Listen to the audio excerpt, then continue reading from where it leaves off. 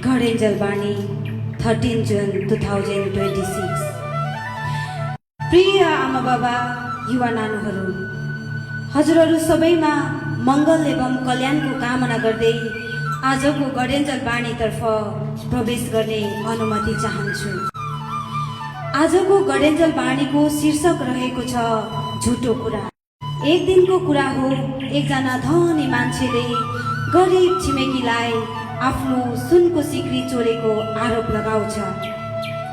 उसको चाहना आफ्नो छिमेकीलाई गरिब झन् गरिब बनाउनु थियो। अत धनी मान्छेले गरिबलाई अदालत लगेर न्यायाधीशलाई भन्छ कि यो मान्छेले मेरो सिक्री चोरेको छ।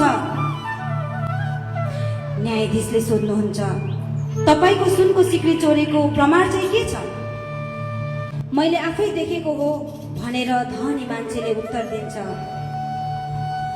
मैले चोरेको छैन भनेर गरिब मान्छेले रुँदै भन्छ, तर धनी मान्छेले उसलाई नाना थरी भन्दै कराउन थाल्छ। हुन त धनी मान्छेसँग पनि चोरेकै हो भनी साबित गर्ने दलिला आधारहरू खासै केही थिएनन्। अत न्यायाधीशले धनी मान्छेलाई आफ्ना कुरा साबित गर्न केही न केही प्रमाण त चाहिन्छ नै, त्यसैले प्रमाण पेश गर्नुहोस् भनी आदेश दिनुहुन्छ।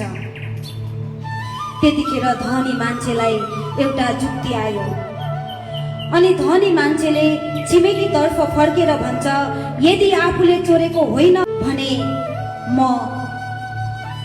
आगोमा रापिएको तातो फलाम लिएर आउँछु अनि त्यसलाई नाङ्गे हातले बोकेर देखाउनु सक्नुपर्छ। यदि त्यसो गर्न सक्नु भयो भने म स्वीकार्ने छु कि मेरो सिक्री तपाईले चोरेको होइन भनेर।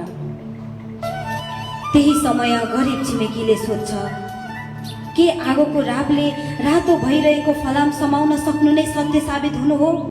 तब गरिबले बिरबलको सल्लाह लिएर भन्छ, यदि त्यसो हो भने मेरो निर्दोष साबित गर्न हजुरले ल्याइदिनु भएको जलिरहेको फलामलाई समाउन म तयार छु। तर हजुरले पनि सत्य बोलेको हो कि होइन भनेर साबित हुनको लागि जुन फलाम ल्याइदिनु लाग्नु भएको छ त्यसलाई हजुरले पनि आफ्नो नाङ्गै हातले बोकेर ल्याइदिनु पर्छ।